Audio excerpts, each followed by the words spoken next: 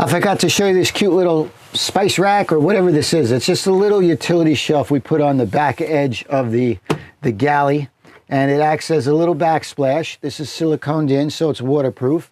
And then we've got a nice little walnut edge banded shelf back there. So Sam could keep his stuff there. Window treatments. I'm not a big fan of just using the insulated window panels. They work very well, but they're not pretty. Aesthetically, they're not very pleasing. Maybe someday they will be.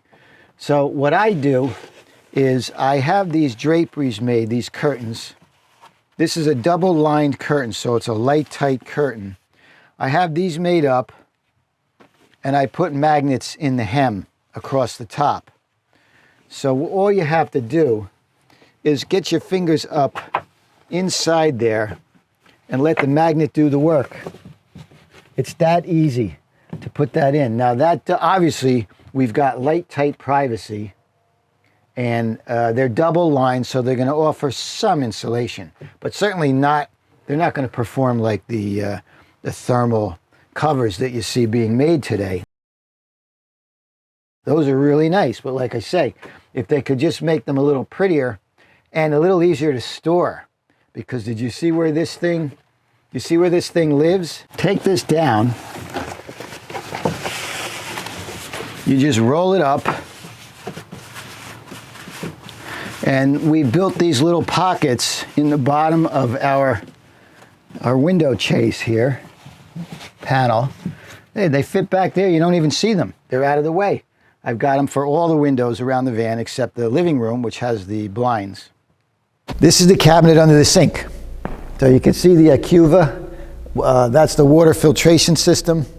The canister is a sediment filter, and then that gray box, silver box, is the UV. So my water comes from the shutoff. You see this, I got two shutoffs over here. So I've got one shutoff for the Acuva system, there's another shutoff for the cold water, and then a hot water line shutoff for the sink. Anyway, when I mounted this Acuva, the canister came with one clamp or clip to mount it to the wall. I emailed the company and I said, you know, you ought to include two clips. That way we could lock the canister and it's not going to rock like this. Everything's supposed to be parallel. On the third day, I got a new clip sent to me. And they said they would pass on my suggestion to product development. How about that? It's good company. The other problem I had, not that there was another problem, but this one was a problem. Can you see this little white, it's a little white cylindrical thing up there inline? It's an inline flow restrictor. What that does is that keeps the water, it slows the flow of water so the UV light can do a better job of disinfecting the water. Well, when we installed the first one that came with the kit, it was leaking. So I emailed the company, and on the third day, I had a brand new flow restrictor in my hands with a note that said, when you get a chance, send that faulty one back. We want to study it and see why it's leaking. That's a good company.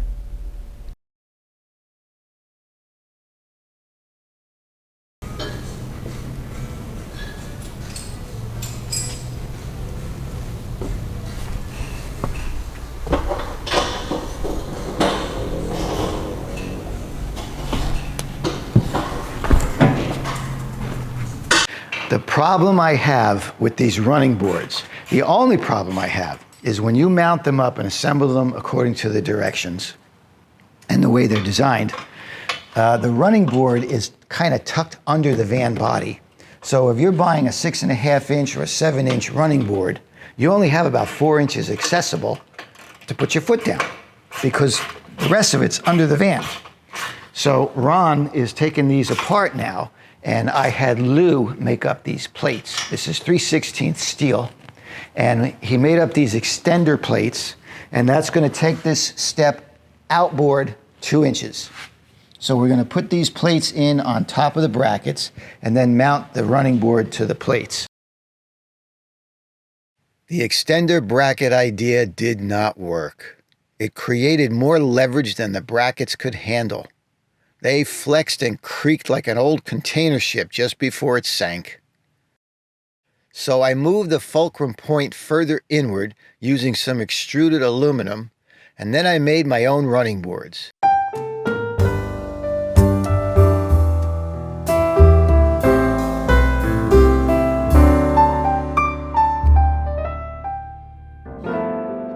Clean. No dirt or snow going to stick to these rails, and they look really cool. I love these Rolef screens. That rolls right down, and you zip, zip. Once you get this thing zipped up, you go in and out like that. This is a little bit of a new design that they've come out with, where if you like, you can just roll up this section in case you want to put a flip-up table or you want to access your outlet. They give you a little clip right here. We also have a Rolef back here, Rolef screen. Now I could jump up onto this step and show you how this deploys, because you're not going to necessarily have a small ladder in the jungle. But I got to tell you, I'm tired. I've been shooting all day, and I've been building these vans for 14 months, so I'm tired. Anyway, Rolef screen. Really nice Rolef screen.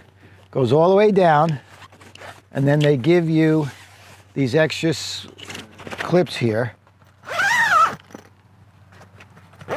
So this is full coverage. Then there's a little Velcro that goes on there. Full coverage, right? This is also a screen. First of all, you can roll this up and have no screen protection. Or you could keep this closed and open this up.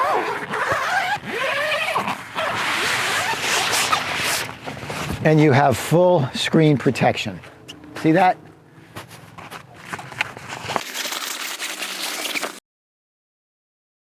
Rolef makes good product.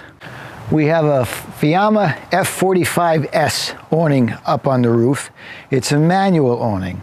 I don't believe in the power awnings. They fail. When they fail, what are you going to do? The other thing, they had a couple of problems. Some people found their power awnings deploying on the highway while they were driving. Anyway, this doesn't hurt, right? We could do this. So here's where we store the awning crank. It just so happens there was a little tiny space here where we could put a little sheath for the awning crank. And it's positioned in such a way that it falls right in place, right where it belongs. And it makes sense, it's logical to put it here because you gotta, here's the crank right here. So you take it out, you hook it on, and you crank it out. How easy is that?